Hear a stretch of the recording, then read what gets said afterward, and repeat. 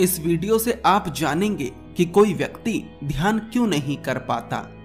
लोग जानते हैं कि ध्यान करना अच्छा होता है, लेकिन ज्यादातर लोग शुरुआत में ही हार मान लेते हैं।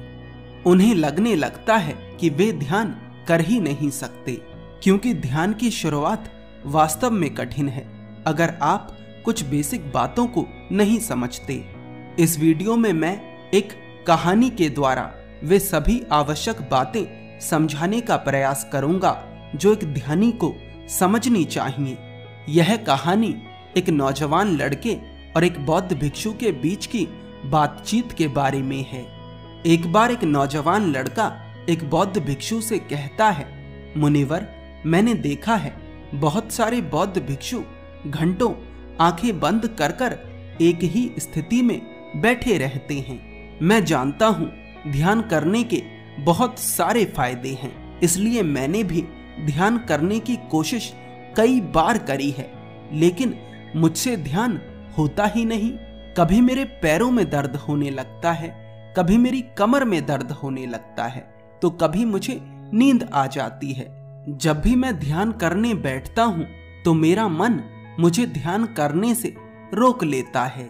मैं सोचकर बैठता हूँ कि आज मैं पूरे 1 घंटे तक ध्यान करूंगा, लेकिन मैं 5 मिनट भी नहीं बैठ पाता।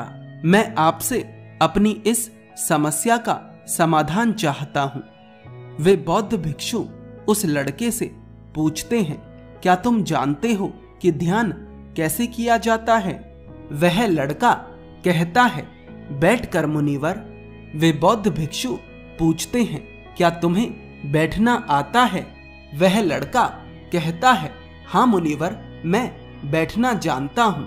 वे बौद्ध भिक्षु उस लड़के से पूछते हैं, तुम एक स्थिति में कितनी देर तक बैठ सकते हो? वह लड़का उन बौद्ध भिक्षु से कहता है, ऐसे तो कभी देखा नहीं, लेकिन 1-2 घंटे तो बैठ सकता हूँ। वे बौद्ध भिक्षु कहते हैं, ठीक है, बैठकर दिखाओ। वह लड़का आलती पालती लगाकर सुख आसन में बैठ जाता है।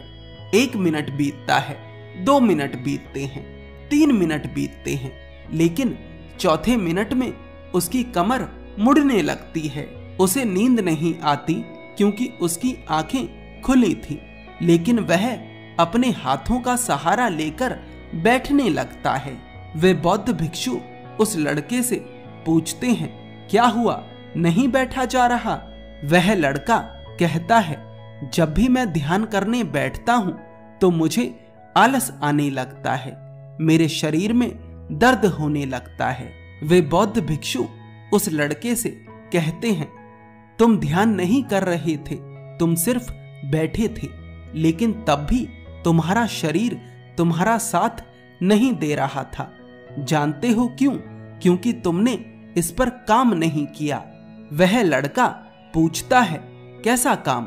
वे बौद्ध भिक्षु उस लड़के से कहते हैं, हर ध्यानी ध्यान करने से पहले उस माध्यम को समझता है जिससे ध्यान किया जाता है। वह लड़का पूछता है, वह माध्यम क्या है मुनिवर? वे बौद्ध भिक्षु कहते हैं, वह माध्यम शरीर है। बिना शरीर को समझे कोई भी व्यक्ति ध्यान नहीं कर सकता।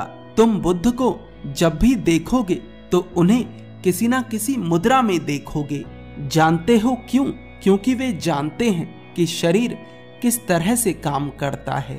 एक भिक्षु आंखें बंद करके घंटों बैठा रह सकता है, क्योंकि इस तरह से बैठने के लिए उसने अपने तन और मन को तैयार किया है। उसने अपने वे सारे सुख त्यागे हैं जो उसके और उसके ध्यान के बीच में बाधा बने। वह लड़का पूछता है, मुनिवर, अपने शरीर को कैसे समझें?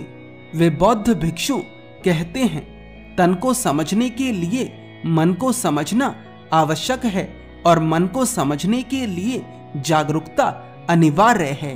मन भागता है छोटे छोटे सुखों के पीछे, जैसे स्त्री का साथ, मदिरा पान, स्वादिष्ट भोजन, मित्रों के साथ बातें। ये छोटे छोटे सुख व्यक्ति के जीवन को बर्बाद करने लगते हैं। उसको कमजोर करने लगते हैं। फिर कभी वह जागरूकता के साथ देखता है कि उसका जीवन तो नष्ट हो रहा है, इसलिए वह ध्यान करने की सोचता है, परंतु क्योंकि उसका शरीर सही स्थिति में नहीं होता, इसलिए वह ध्यान नहीं कर पाता। उसे कमर दर्द, नींद जैसी समस्याओं का सामना करना पड़ता है। अंत में वह थककर ध्यान करना ही छोड़ देता है और फिर से उन्हीं छोटे छोटे सुखों के पीछे भागने लगता है और ऐसे ही उसका जीवन नष्ट हो जाता है। तो पहला कदम है थोड़ी जागरूकता के साथ ये देख लेना कि अगर बड़ा सुख पाना है तो छोटे छोटे सुखों को त्यागना पड़ेगा, यानी ध्यान के लिए अपने तन और मन को मजबूत बनाना पड़ेगा। तो वे आदतें छोड़नी पड़ेंगी जो तुम्हारे मन को कमजोर बनाती हैं, और जब कुछ छोड़ोगे तो अपनाना भी पड़ेगा। तो अच्छी आदतें अपनाओ, योग करो, सात्विक भोजन ग्रहण करो। सही तरह का भोजन या सात्विक भोजन का अर्थ है जो आलस पैदा ना करे। भोजन ऊर्जा के लिए ग्रहण किया जाता है, आलस के लिए नहीं। अगर एक स्थिति में बैठने की आदत डालनी है तो हर दिन एक स्थिति में बैठने का अभ्यास करो। शुरुआत थोड़े समय से करो, लेकिन हर दिन अभ्यास करो। जब तुम सही आदतें अपना लोगे तो तुम्हारा धैर्य और एकाग्रता भी बढ़ने लगेगी और तुम एक अलग इंसान बनने लगोगे।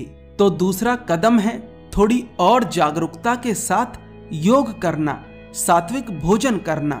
योग शरीर को समझने का सबसे बड़ा साधन है। और तीसरा कदम है योग के द्वारा आसन सिद्धि। सही तरह से बैठने का प्रयास करते रहना, सुख आसन में लंबे समय तक बैठने का प्रयास करते रहना। इस पूरे ब्रह्मांड में ऐसी कोई चीज नहीं है जिसे तुम जान नहीं सकते। अगर तुम एक सही आसन में बैठना सीख जाओ, जब तुम अपने शरीर को अपने वश में कर लोगे तब तुम्हारा मन बाधा बनेगा। शरीर को वश में करने का अर्थ है कि आप अपनी इच्छा शक्ति के द्वारा अपने शरीर को एक सही स्थिति में रख रहे हैं, लेकिन यहाँ खेल समाप्त नहीं होता। आपको अपने मन को समझना आवश्यक है और मन को समझा जा सकता है ध्यान के द्वारा। तो थोड़ी जागरूकता के साथ इस शरीर को समझो और अधिक जागरूकता के लिए ध्यान करो। जैसे जैसे तुम ध्यान करने लगोगे वैसे वैसे तुम अपने मन को समझने लगोगे। जब शरीर बाधा नहीं बनता तब मन अपना असली रूप दिखाता है। डर, चिंता, उत्सुकता, बोरियत, ये सभी मन की चालें हैं। ये तुम्हें तुम्हारे मार्ग से हटाने का प्रयास करेंगी, लेकिन तुम्हें सिर्फ उस एक चीज पर ध्यान केंद्रित करना है जो तुम्हारे जीवन के अंत तक है। वह लड़का पूछता है, वह एक चीज क्या है? वे बौद्ध भिक्षु कहते हैं, तुम्हारी सांसें। तुम्हें अपनी सांसों पर ध्यान केंद्रित करना है। ध्यान भटक भी जाए तो घबराना नहीं है, उसे प्यार से सांसों पर दोबारा ले आना है।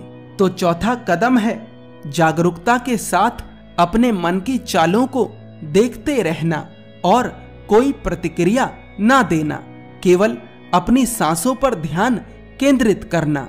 वह लड़का पूछता है, इसके बाद क्या होगा मुनिवर? वे बौद्ध भिक्षु कहते हैं, इसके बाद जो होगा वह स्व अनुभव का विषय है। अगर आप इस तरह की और कहानियां चाहते हैं तो हमें जरूर बताएं। धन्यवाद।